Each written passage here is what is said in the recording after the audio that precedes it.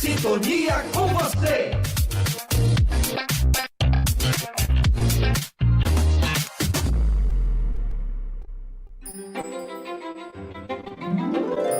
Fatos marcantes da história, contados de forma especial. História em debate.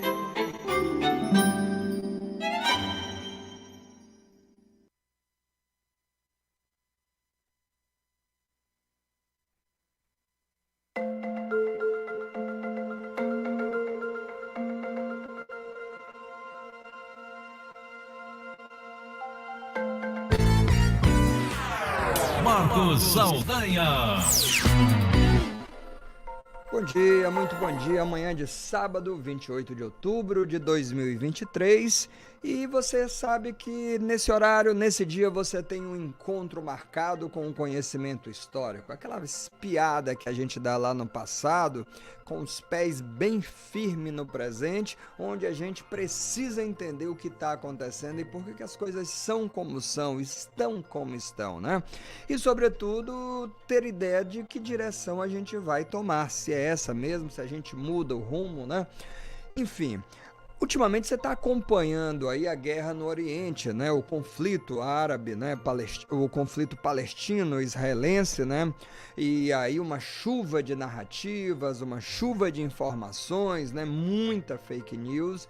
E aí a gente já tem alguns programas voltados para essa discussão. A ideia não é te convencer, mas ajudar, na verdade, a você entender, né? Você ter mais discernimento na compreensão aí dessa questão toda, né? A gente já teve aqui uma conversa com o Fernando, que é judeu e falou um pouquinho do judaísmo no Maranhão, no Brasil, né? Nós já tivemos aqui o Said Tenório falando sobre a questão da Palestina, nós já tivemos aqui no sábado passado a Lúcia Helena Issa, que escreveu sobre as mulheres refugiadas, né?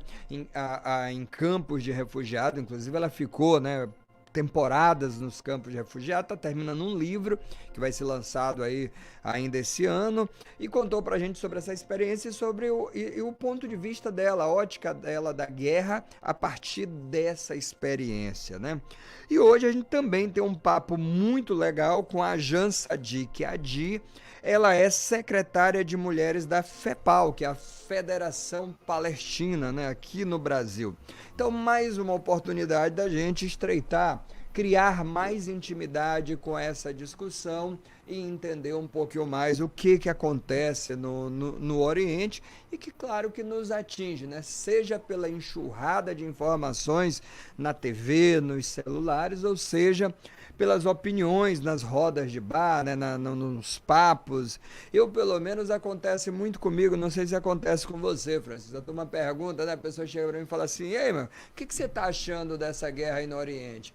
E aí, independente do que eu fale, a pessoa não está preparada para ouvir, ela quer falar, ela quer dizer. E nem sempre, pelo que eu vejo, ela tem um conhecimento mais apurado, né? Eu sou historiador, também, além de jornalista, e confesso que ainda busco a compreensão desse fato. Então, o que nos cabe, nós todos, você aí de casa, é o diálogo permanente, o conhecimento permanente, a busca, estar aberto para ouvir e daí sim tentar tomar um caminho, um discernimento. O que não necessariamente significa entrar nesse discurso maniqueísta de que existe um bom e um mal, um vilão necessariamente, mas é entender a complexidade do ser humano e a complexidade histórica e as atitudes que são fruto de uma complexidade que não é criada agora, porque senão fica muito simples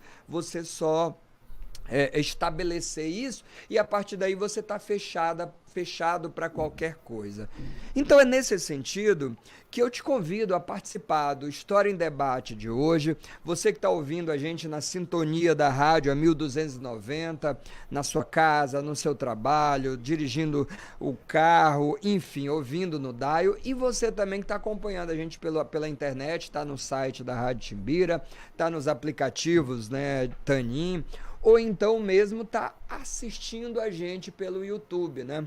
Então, quem assiste a gente pelo YouTube também pode colocar lá a sua pergunta e a gente vai colocando você aí nessa mesa de debate. Lembrando que quem vai participar pelo WhatsApp, a gente pede que não envie áudio. Digita a sua pergunta, coloca lá, seja de qualquer parte que você esteja ouvindo a gente, que a gente também coloca você aqui no debate de forma democrática. Beleza, então? Então deixa eu dar o bom dia para nossa convidada, a Jan Sadik Adi. Se eu falei o nome errado, ela vai me corrigir, né? Dizer para ela que receba o nosso abraço caloroso aqui de São Luís do Maranhão. Tudo bem, Jan? Seja bem-vinda. Obrigada, Marcos. Obrigada. Agradeço o convite. Está tendo eco? Tudo bem, a gente está conseguindo ouvir. Pode seguir. Tá tudo bem. Então, agradeço o convite. Meu nome é Ajan Sadikiad.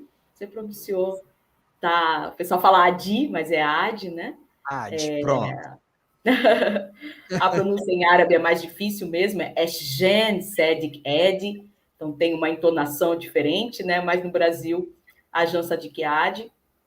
Eu sou filha de palestinos, pai e mãe palestinos, né? Que imigraram para o Brasil. Meu pai chegou em 68, minha mãe chegou em 72, e se casaram aqui, se casaram na Bolívia, né? Aqui em Mato Grosso do Sul, em Corumbá, temos uma das maiores diásporas, né? Uma das maiores comunidades de palestinos do Brasil, com cerca de 300 palestinos, né? Geralmente eles ficam em locais próximos à fronteira, em função da naturalização, da documentação e tudo mais, né? E meus pais vieram muito bom. Em razão da invasão de Israel na Palestina, né? Meu avô chegou em 55, ou seja, 7 anos após a autoproclamação do Estado de Israel na Palestina, né? E quando Israel se instala na Palestina histórica, em 1948, em maio de 1948, são expulsos 700 mil palestinos. Expulsos. Tá? Eles não saíram porque queriam ou porque foram pressionados por países árabes. Eles foram expulsos. Israel chegou com soldados, bateu na sua casa e falou: saia da sua casa, porque agora essa casa é nossa. Tá? Ou seja, a resolução 181 da ONU, né, de recomendação de partilha da Palestina histórica, ela sequer foi dialogada com os próprios palestinos nativos e donos da terra milenarmente, né? Como comprova a arqueologia palestina, a cidade de Jericó, que é uma cidade milenar, a cidade mais antiga do mundo. Só para... Não sei que a gente vai entrar, mas eu já queria... isso, né? É bom que você seja um historiador, Marcos. É um prazer conversar com um historiador. Eu, na minha tese de doutorado, que eu fiz pela USP, também analisei os livros didáticos de história. E é de extrema importância conhecer a história palestina para entender o que acontece. Acho que isso mesmo que você trouxe. A gente tem uma necessidade, uma ânsia de falar, né? E pouco exercício para escuta. A gente precisa escutar, a gente precisa conhecer, a gente precisa compreender e não sair emitindo opiniões infundadas das redes sociais e tudo mais, sem você nunca ter lido um livro que fale da história palestina. Você nunca, de repente, surgem vários especialistas sobre o Oriente Médio, brotam especialistas sobre o Oriente Médio. Pega ali uma orelha de livro ou um site nas redes sociais ou algum site na internet e vai falando as coisas sem propriedade, tá? Ou eu falo mesmo, não vou tomar, estuprando a história, né? Massacrando a história, que já é um projeto, né, que o sionismo faz. Fraudando a história, né? Fraudando. Eu acho que, assim, hegemonicamente, a história da Palestina foi contada e narrada por Israel, pelo sionismo, que é esse movimento político de ocupação da Palestina. O sionismo é um movimento político de ocupação da Palestina. Tá? quando a resolução 181 da ONU recomendou a partilha da Palestina, mesmo nessa recomendação, Israel já ficaria com 56% do território e os palestinos com 44%, com menos território, né, nessa divisão, mesmo tendo uma população quase o dobro, tá? Quase 2 milhões de palestinos para 700 mil israelenses, judeus, que estavam chegando na Palestina, e essa entrada começou no início do século XX. 1920, eles já estavam chegando, compravam terras, compravam casas, mas em 1948 ocorreu o que nós chamamos de invasão, ocorreu a Nakba, que em árabe significa catástrofe, né? Quando 700 mil palestinos foram expulsos, 15 mil palestinos foram mortos. Só em maio de 1948, 15 mil palestinos que resistiram à invasão foram mortos. E cerca de 500 cidades e vilarejos foram totalmente destruídos. Tá? O Ben Gurion, o aeroporto de Tel Aviv, ele foi construído em cima dos escombros de vilarejos palestinos. Tá? Então, a gente precisa conhecer um pouco, porque geralmente o colonizador é que é o dono da narrativa. Tá? Então, até mesmo aqui no Brasil, essa ideia, os valores que nós repercutimos são valores do branco, são valores da Europa. Né? A gente discrimina os indígenas, a gente discrimina as pessoas negras, tá? E damos valor a quem dominou o nosso território, colonizou, matou milhões de indígenas e escravizou milhões de pessoas negras e africanas. Tá? Então, a gente conhece a história do vencedor, a gente não conhece a história do oprimido. A gente conhece a história e bate palmas sem saber para o opressor. A gente faz estátuas para eles. Tá?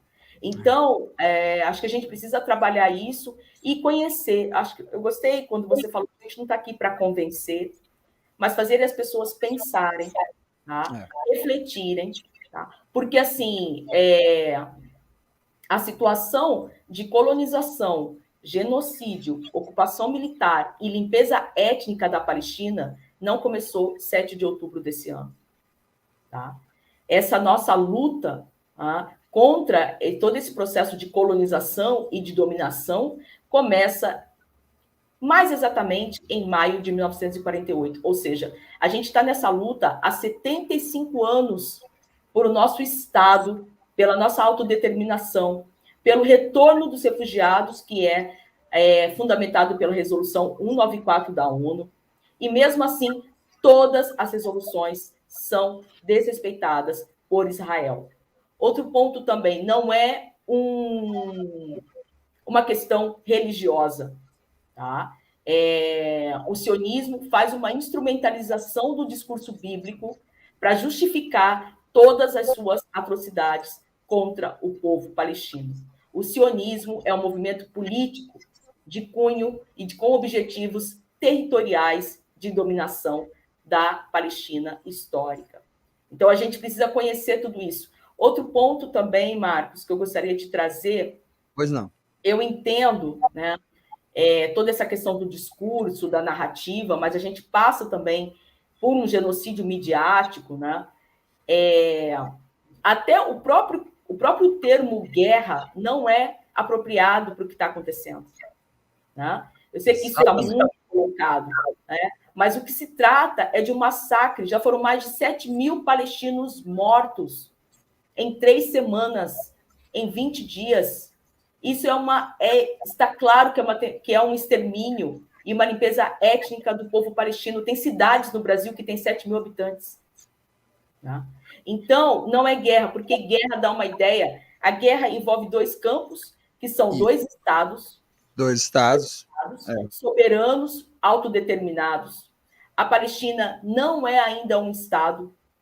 Tá? Não foi permitido à Palestina ser um estado. Da mesma forma que não é conflito também, porque conflito dá uma ideia equivocada de equivalência de forças em campo.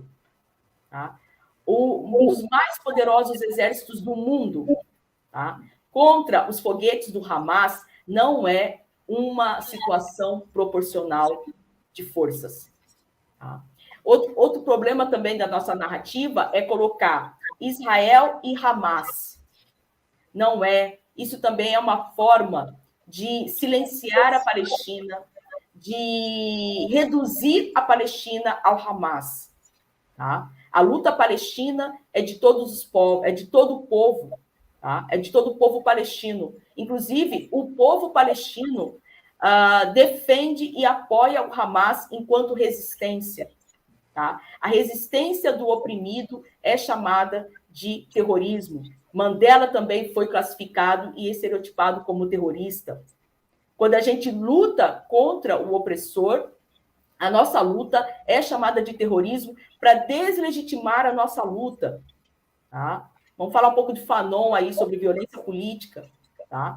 E existe agora, ninguém fala da violência do colonizador, ninguém fala do terrorismo de Estado. Então, esses termos a gente precisa conhecer um pouco, tá? Porque as pessoas falam assim, mas a gente está lutando pela Palestina, mas a gente também está lutando pela resistência. E um povo oprimido, colonizado, dominado, tem o seu direito à autodefesa. Não é só Israel que tem o direito de se defender. A Palestina, os palestinos também têm direito à autodefesa. Isso é determinado, inclusive, pelo direito internacional. E quem está sendo atacado é que define como vai defender, inclusive pela luta armada. Isso é respaldado pelo direito internacional. Tá? Então, eu quero que as pessoas entendam e não fiquem com essa leitura seletiva da violência. Né? Então, o colonizador ele pode fazer a violência dele e o mundo fica quieto. Mas quando a gente reage a essa violência, nós somos os opressores. Né? Então, há uma inversão. Né? Então, essa é uma luta que a gente trava enquanto palestino, né? Na brincadeira, nessas brincadeiras de mau gosto. Você é terrorista, você é mulher bomba. Entende? A gente está na nossa resistência. Tá? Então, é preciso entender esse processo. Tá? Não foi uma coisa imediata. As pessoas precisam apoiar a luta do povo palestino. Felizmente, a gente está conseguindo apoio em nível mundial. Várias pessoas, vários países se manifestando em prol da Palestina para o cessar-fogo, para o fim do genocídio palestino. O genocídio palestino não começou agora em outubro. Existe uma série de massacres contra palestinos ao longo da nossa história. Tá? Então, muitas vezes o que nós fazemos, e eu falo nós, né, enquanto povo palestino, enquanto resistência, enquanto Hamas, é uma atitude, Marcos, praticamente de desespero. Nós estamos cansados. Né? A bota está no nosso pescoço há 75 anos. Tentamos tentativas pacíficas para o nosso Estado. Em 1993, há 30 anos, Yasser Arafat abandona a luta armada, abandona a guerrilha e acata a diplomacia, né? Dá as mãos a Isaac Rabin. E, mesmo assim, mais territórios palestinos foram apropriados por Israel. Os acordos de Oslo não nos beneficiaram. Temos o BDS, o Movimento de Boicote, Desinvestimento e Sanção, que é um movimento pacífico, ele é criminalizado pelos países europeus, pelos Estados Unidos.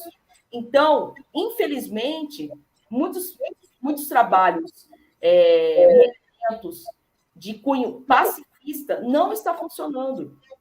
Não estou tentando justificar, mas isso explica, né, essa atitude que o Hamas perpetrou e que Israel não estava esperando. Né? Porque geralmente Israel que atacava e a gente se defendia. Né? Mas dessa vez o contra-ataque veio primeiro. E eles foram pegos de surpresa e houve uma comoção do mundo, né? Por conta dos cerca de 1.500 israelenses mortos. Mas a gente morre todo dia na Palestina. A gente morre todo dia. Crianças palestinas são presas com 12 anos de idade sem julgamento, ficando em celas solitárias, muitas vezes sem visita, sem direito à visita da própria família, passando por torturas psicológicas. Um primo meu de 16 anos foi preso porque jogou pedras em soldados israelenses. Eles atiraram no joelho do meu primo, do Ramayel, atiraram, prenderam ele e depois torturavam batendo no joelho dele. Ele tinha 16 anos de idade. Tá? Então, assim, nossas casas são demolidas, nossas oliveiras, que é a subsistência do povo palestino, de onde eles retiram para sobreviver o azeite, a azeitona para vender, são desmatadas por Israel. Eles chegam Água desviada, né? Tem essa informação de que cursos d'água foram desviados, né? É um dos problemas. Sim, para os assentamentos coloniais. E não só desviadas, Marcos, como eles jogaram concreto nas fontes de água palestinas. Entende? Concreto. Imagina chegar, né, com uma máquina colocando concreto em cima das fontes de água. Isso não é para matar o povo? Eliminar a própria água. Entende? Então, assim, o que a gente recebe, a gente que está diretamente na luta, essas violências são diárias.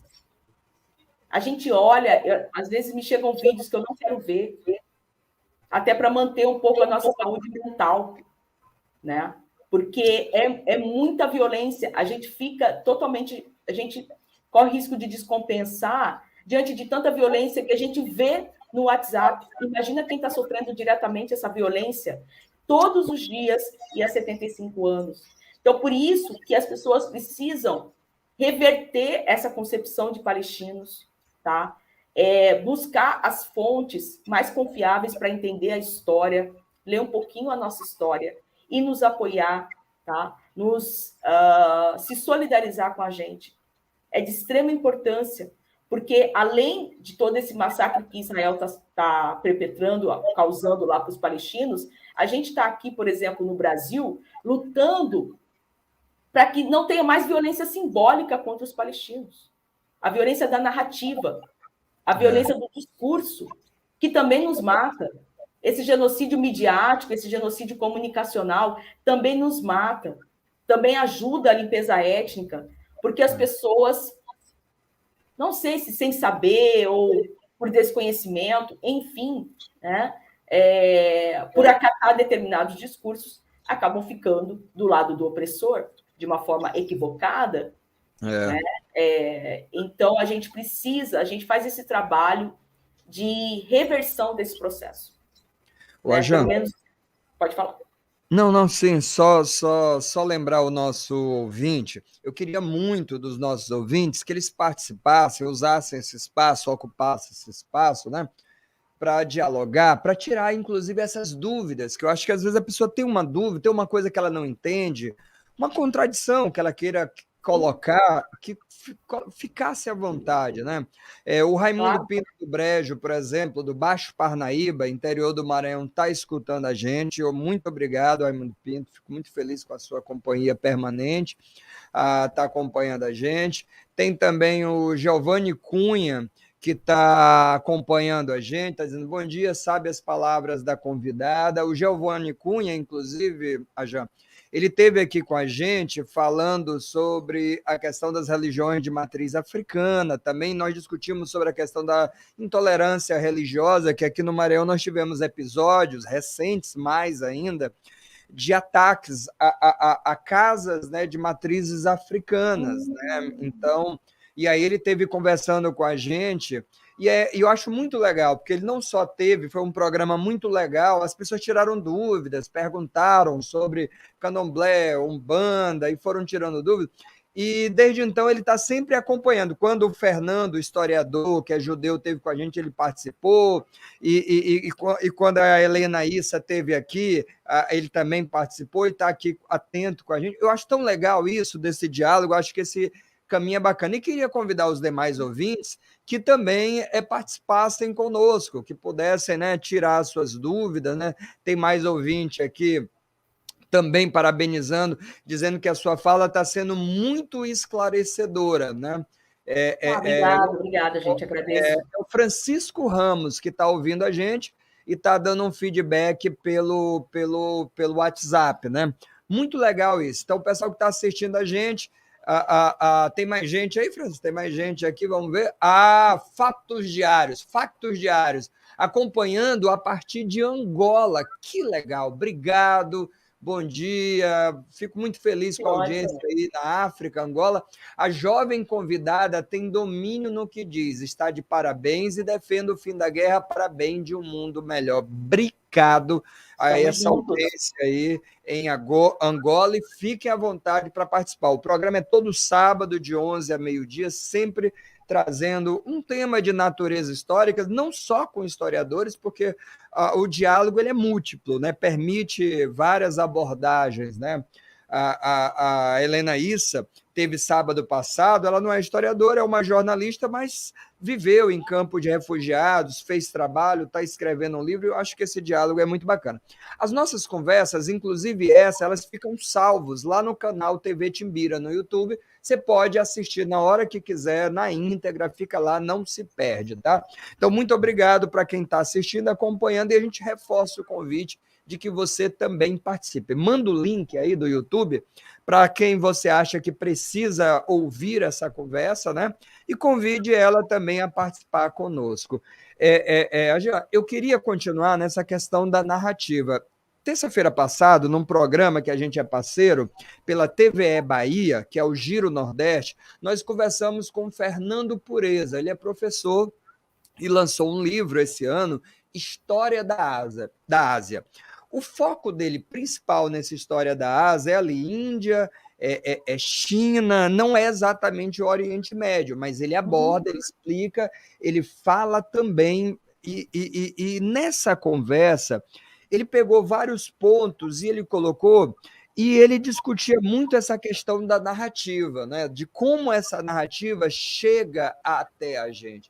E uma das coisas que ele falou, que eu acho legal a gente conversar também, é justamente essa construção histórica que as pessoas elas são sensibilizadas, e eu acho justo, com a questão do Holocausto. Então, a questão do Holocausto ela está muito presente na sensibilidade das pessoas. O problema, ou a questão, eu digo problema do ponto de vista de problema científico, de olhar, de abordagem, é que os judeus, de alguma forma, né, tomaram essa narrativa para si do Holocausto como Holocausto judaico.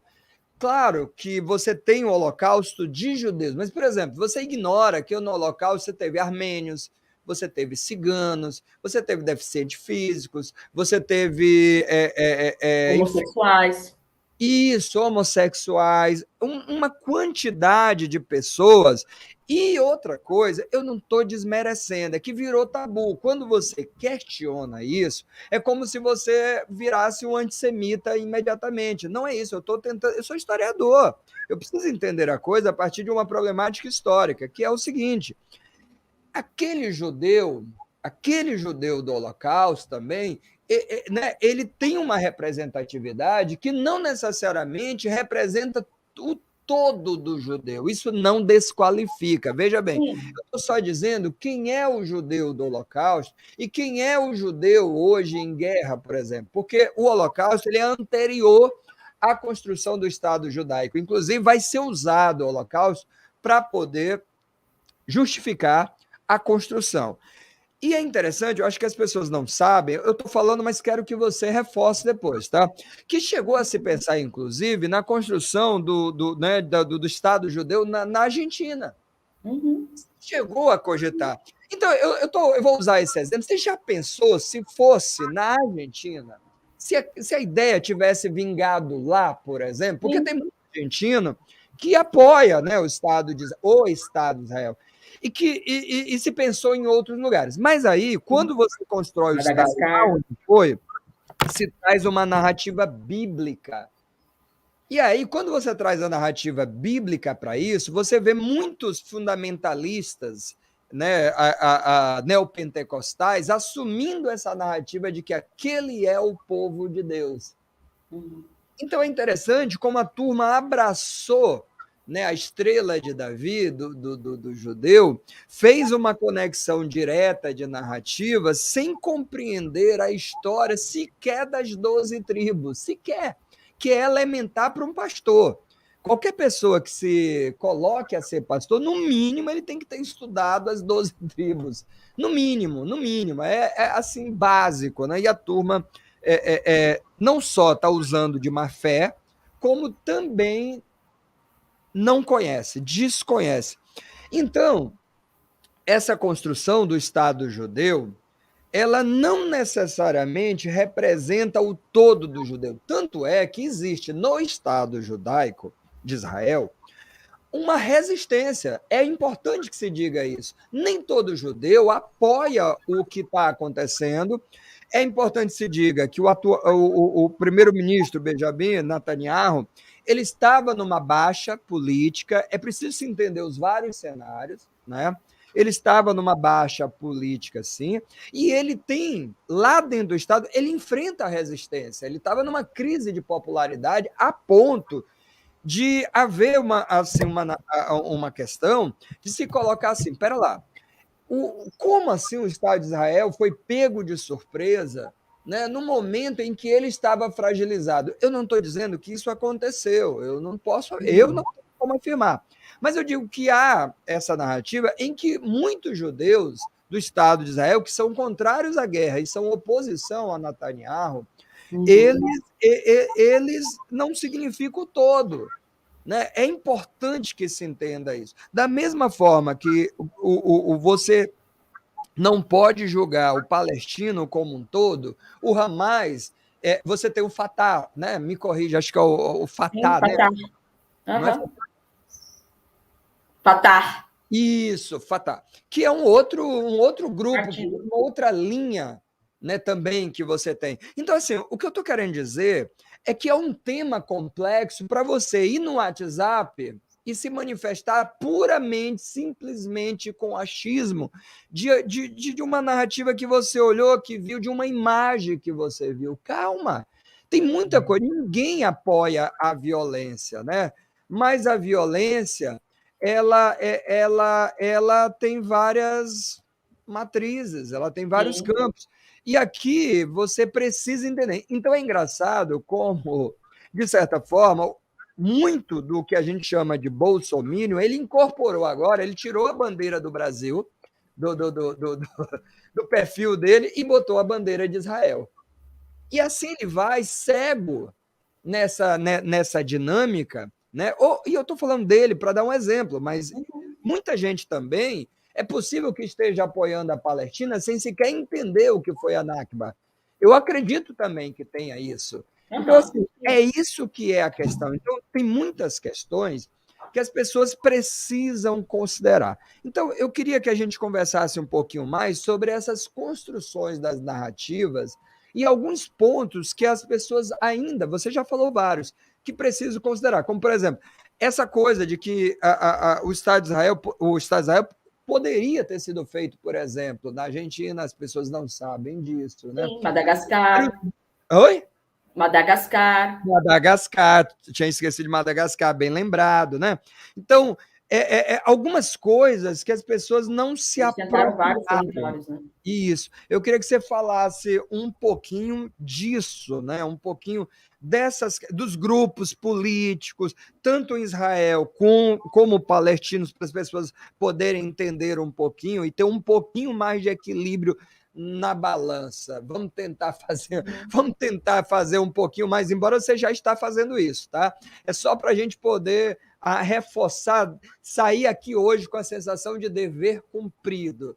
Demos informações e demos caminhos para a pessoa, pelo menos, entender. Antes de opinar, pensar 2, 3 vezes, ler um livro, ler 2, ler 3, ler 4. Eu acho, inclusive, que a gente tem uma obrigação moral, não é? É uma obrigação moral, que a gente se diz seres humanos, o nosso compromisso com a humanidade nos dá alguns prazeres, alguns privilégios, muitos pôres do sol, muito praia, mar, lindo, mas a gente também, por outro lado, existe algumas obrigações morais. Então, se está acontecendo uma tragédia há muitos anos, eu acho que eu, como ser humano, fazendo parte desse mundo, eu tenho a obrigação moral de entender. É sacrificar alguns momentos, para quem acha sacrifício uma leitura, e abdicar de um momento de lazer para poder... Não, eu vou ler algumas coisas aqui, eu vou me apropriar de alguns fatos, alguns dados, para tentar ter um juízo de valor muito mais equilibrado. Então, eu costumo dizer o seguinte: quando você tiver mais dificuldade de dar a sua opinião, eu vou acreditar, eu vou estar mais feliz. Porque quando você der sua opinião muito fácil e explicar tudo resumidamente, é porque você não entendeu coisa nenhuma. Eu parto desse princípio. Então, vamos lá, vamos abrir mais A camadas. dúvida é um indício de sabedoria, né?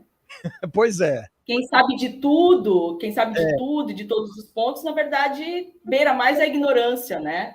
Duvidar é uma atitude de sabedoria, né? Pois é. Não, e inclusive eu também, eu assumo o tempo todinho a dificuldade que eu ainda tenho, porque eu não sou um especialista nesse assunto, não é uma área que eu domine. Então, eu já venho há algum tempo trazendo convidados, e isso é um exercício também para mim. Claro, para os nossos ouvintes, mas também para mim, de ir me informando, e cada vez eu vou ali e tal, isso aqui eu não sabia, olha, essa informação, legal. Então, né, vamos ouvindo vários... Estamos todos aprendendo, né, o tempo todo, né? A gente também aprende. Isso. Mas, enfim, com você aí, mais um pouco dessa discussão. Vamos lá. Bom, falando um pouco da questão do Holocausto, a gente, enquanto palestinos, né, a gente não está aqui disputando o monopólio da dor, tá? Não é isso. O objetivo não é esse. Tá? Mas existem outras dores que são silenciadas, que as pessoas desconhecem. Tá? Então, genocídios que pouco se fala, genocídios na África, por exemplo, né? Que nós temos um desconhecimento, existe um silenciamento, né? Pouco que a Agamben fala, né? Para alguns povos podem morrer, isso não afeta a humanidade, né? Não há uma comoção mundial. Então, tem povos que, quando morrem, geram uma dor, repercute uma dor maior, e outros povos não. Então, só para ter um exemplo, eu sou psicóloga social, né? E eu defendi esse ano uma tese de doutorado sobre a análise dos discursos sobre árabes e muçulmanos nos livros didáticos de história da rede adventista de educação. Então, papirei bastante a história, né, embora não seja a minha área. Mas só para você ter um exemplo, eu encontrei a narrativa sobre a questão Palestina e Israel é extremamente problemática e desonesta no livro, tá? E só para você ter uma ideia, Marcos e ouvintes, tá? Eles dedicam 4 páginas no livro didático para falar do Holocausto. 4 páginas, tá? Para falar da questão palestina, 2,5 páginas, tá? E não há nenhuma referência à Nakba. É isso. A catástrofe palestina não é em nenhum momento citada. Eu analisei livros da sexta série do sexto ano ao 9º ano. Não há nenhuma referência à Nakba. Isso nós chamamos, eu que discuto decolonialidade, epistemicídio. É a morte da Palestina na narrativa, inclusive científica, das epistemes, do conhecimento. Tá? Isso repercute na vida cotidiana. Tá? Então, há uma discrepância. Vou só interromper um pouquinho para não perder esse fio, não perca você também, mas é que eu não posso deixar, achei tão interessante esse dado. Você é capaz de opinar, de afirmar que isso é só fruto da ignorância, do desconhecimento, né? Ou é intencional? Eu estou falando intencional porque eu sei que há investimento, há patrocínio, há recursos, né? O Estado de Israel ele financia pesquisa, mas desde que você não toque em determinados assuntos, o que inclui Nakba, por exemplo. Então, assim, pago para não se falar de uma forma geral e é pago para se falar de outras coisas. Desculpa só ter feito assim, mas você consegue afirmar essa questão, se é falta de conhecimento ou tem isso mesmo? Essas grandes empresas, o que você me diria disso? Eu não sei se tem um financiamento direto para esse silenciamento, Marcos. Não tenho propriedade para afirmar isso. Mas existe uma construção ideológica, né? Inclusive científica e política. Tá? Então, às vezes, não é possível que os professores, os editores desse livro didático, os autores desse livro didático não conheçam a Palestina. Eles são historiadores, inclusive historiadores da USP. Entende? Não é possível. Mas é um não posicionamento a respeito. E é entrar na linha da história do vencedor. Não há um rompimento com isso. Tá? Então, eu não acho que exista um financiamento direto, mas é intencional. É intencional. Ideologicamente, eu penso que é intencional. Não é por falta de conhecimento. A gente não está falando de uma criança de terceira, quarta série que talvez não conheça sobre a questão palestina. A gente está falando de professores de história que fizeram mestrado, que fizeram doutorado, e é impossível que não tenham ouvido sobre a Palestina. E tem um trabalho, Marcos, na narrativa extremamente problemático. Então, só colocando um pouco aqui rapidamente, duas coisas que eu percebi nessas 2 páginas, 3 páginas sobre a questão Israel-Palestina nesse livro didático específico, além da não referência à Nakba, por exemplo, já houveram milhões de mortes de todos os lados, né?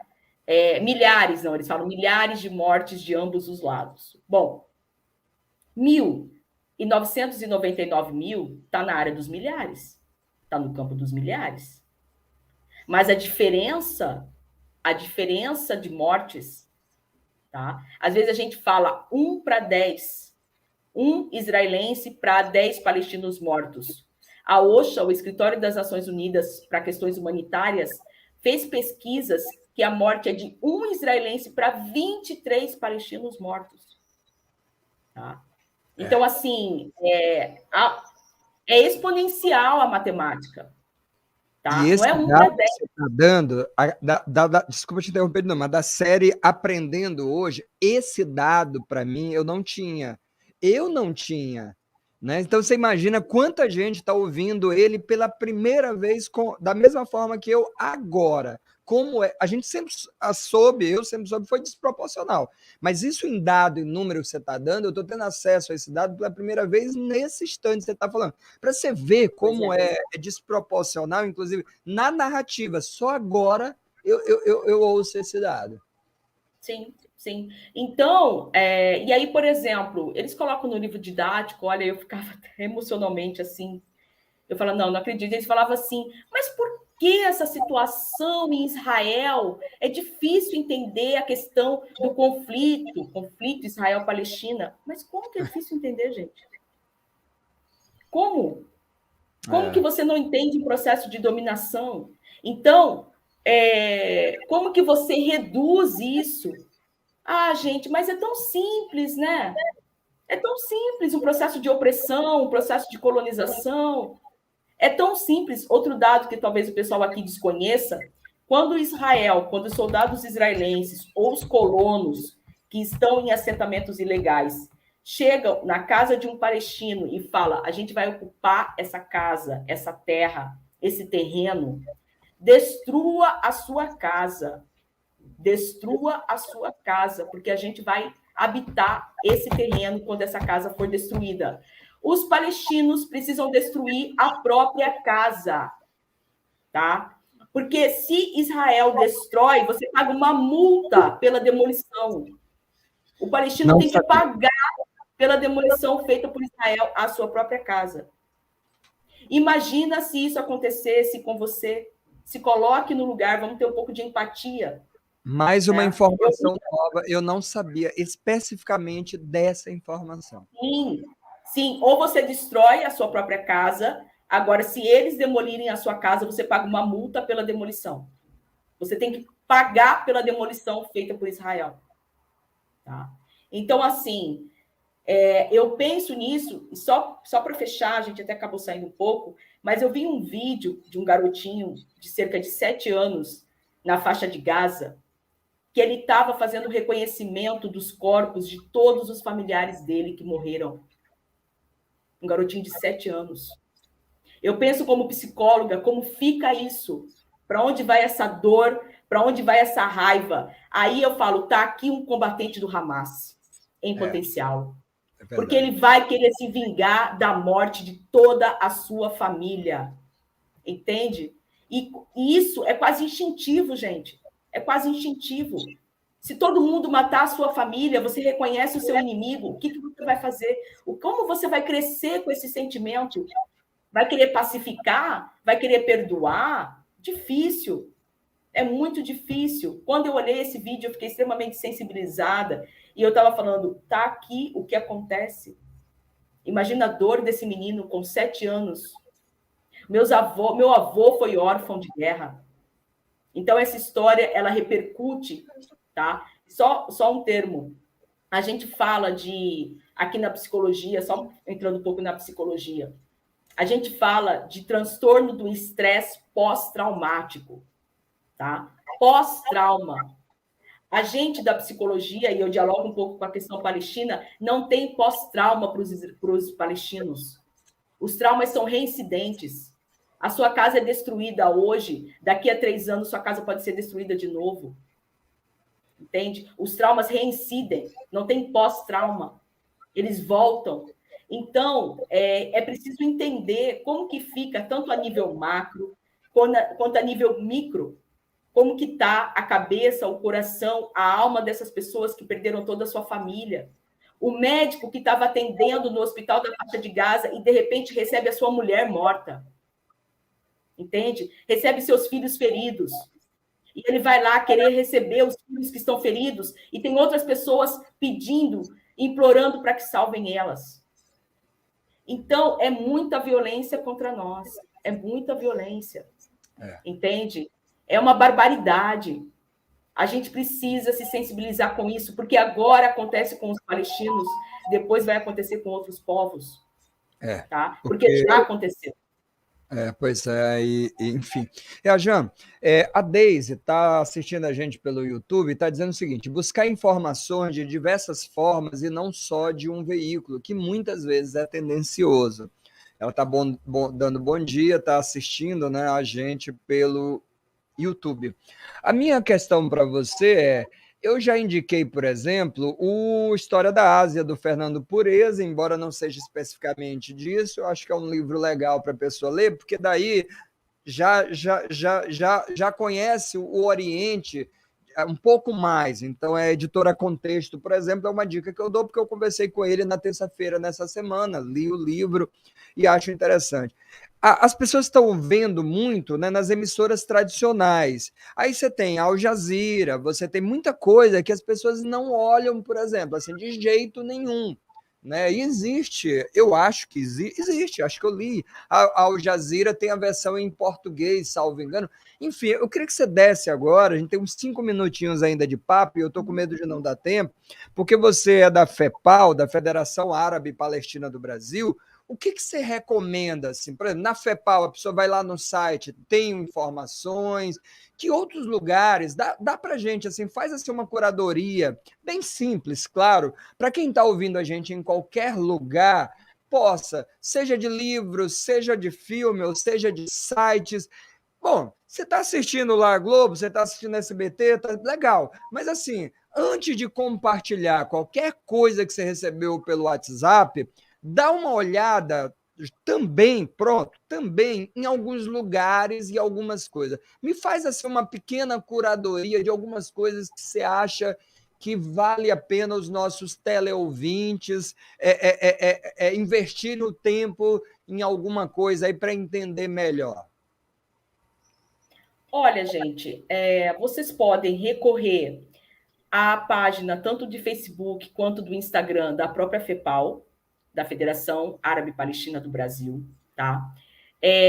Temos a influencer Riet Omar, tá? Vocês encontram ela também no Instagram, ela está nos Estados Unidos, mas ela fala português, ela nasceu no Brasil. Temos também o Instagram... Só antes de você seguir, só como escreve o nome dela aqui já. Até eu vou fazer a procura, ela eu não tenho. para poder ajudar quem está ouvindo. E é Como, bom, né? né? Vou te passar aqui. Tá. Mainara Naf. Como escreve? Vê se me ajuda aí para poder... Coloquei no chat aqui para você. Ah, você colocou no chat. Ótimo. Ah, chegou. Tá aqui, tá aqui. Pronto. Então, quem está assistindo aqui já vai estar aqui no chat. E você que não está assistindo no YouTube, depois você consegue ir lá também e recorrer aí ao que está aqui. Beleza, pode seguir. Já apareceu aqui para gente. Bom, beleza. São referências que vocês podem utilizar. O Fábio Bacila Saad, que é professor em Ponta Grossa, da Federal de Ponta Grossa, ele também, para quem quiser também trabalhar de forma mais científica e tudo mais, ele é um historiador. Ele tem um artigo bem interessante que se denomina Palestinos, as vítimas ulteriores do Holocausto. É bem interessante, tá? Ele tem vários artigos, Fábio Bacila Saad. Vocês encontram esses artigos facilmente pela internet. Ele faz também relações com a situação aqui no Brasil, por exemplo, de apropriação de terras. Né? Nós temos o Legend Mirhan, também, que é um grande apoiador, um analista político, um sociólogo, professor também.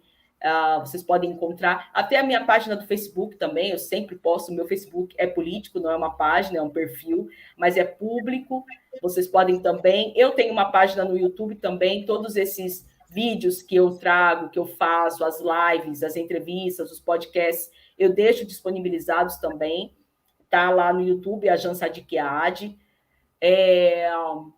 Bom, temos, quem quiser também conhecer um pouco, nós temos a obra esplêndida do Eduardo Said, tá? Que é um literário, né? E, ao mesmo tempo, um palestino, faleceu recentemente, mas ele traz um trabalho muito bonito também, falando sobre a questão palestina. Eduardo Said é uma referência, um dos grandes nomes da Palestina, né? Enquanto cientista e enquanto ativista. A editora Tabla também, a editora Tabla é uma editora que traz muitos livros, não são gratuitos, mas traz muitos livros também sobre a questão palestina, sobre o Oriente Médio, sobre poesia palestina, literatura palestina, né? E temos também, para fechar, tem a editora Navegando, tem um livro com vários artigos produzidos por mim e pelo Fábio Bacila Saad, que se chama Oriente Médio e Palestina, pesquisados a partir do Brasil. Pela editora Navegando, vocês conseguem o download dele gratuitamente, e lá tem vários artigos, várias produções de pessoas aqui no Brasil sobre Palestina e Oriente Médio. Tem um livro da Soraya Misli, chamado Anakba, tá? Que ela fala um pouco da história do pai dela, que estava aqui no Brasil. Então, enfim, alguns... Tem a Viagem à Palestina, que tem José Saramago e vários autores, né, da literatura que fizeram uma visita à Palestina e produziram esse livro chamado Viagem à Palestina, quando, inclusive, José Saramago compara a faixa de Gaza com Auschwitz. E temos literários de vários países do Brasil que foram fazer essa visita à Palestina, porque Mahmoud Darwish, um poeta palestino, foi proibido de ir até a Europa para o evento. Então, tem esse também, Viagem à Palestina, que é um livro bem interessante, falando da Palestina.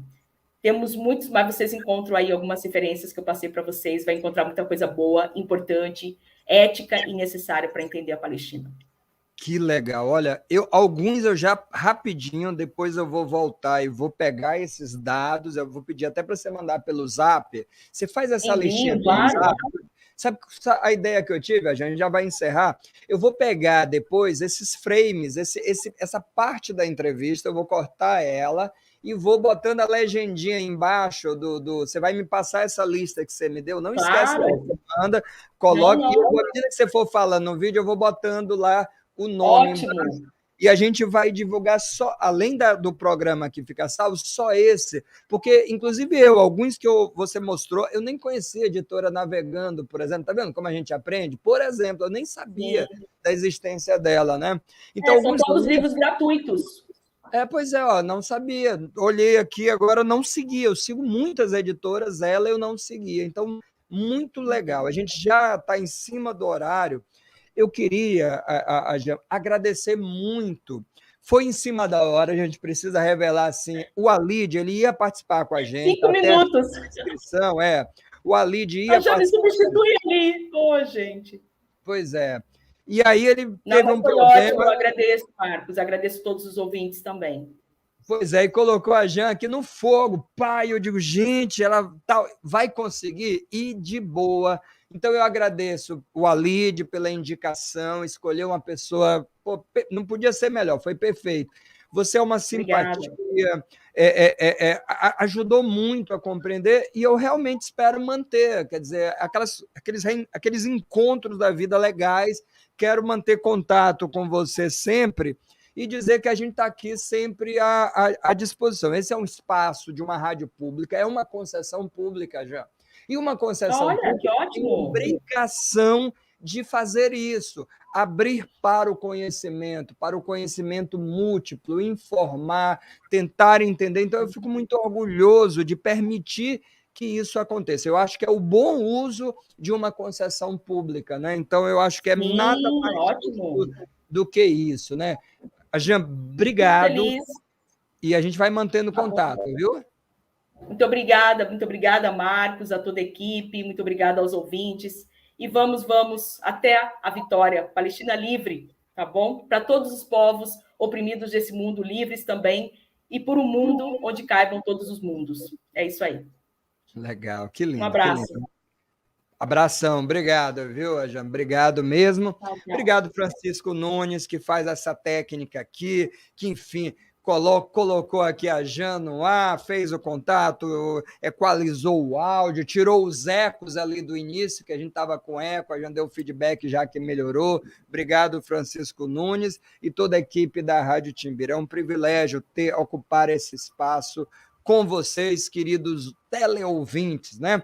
Compartilhe esse vídeo do YouTube. Quem ouviu só pelo rádio, assiste pelo YouTube novamente. E próximo sábado a gente se encontra de novo aqui, 11 horas, para mais um papo no História em Debate. Obrigado, excelente final de semana. Tchau, tchau.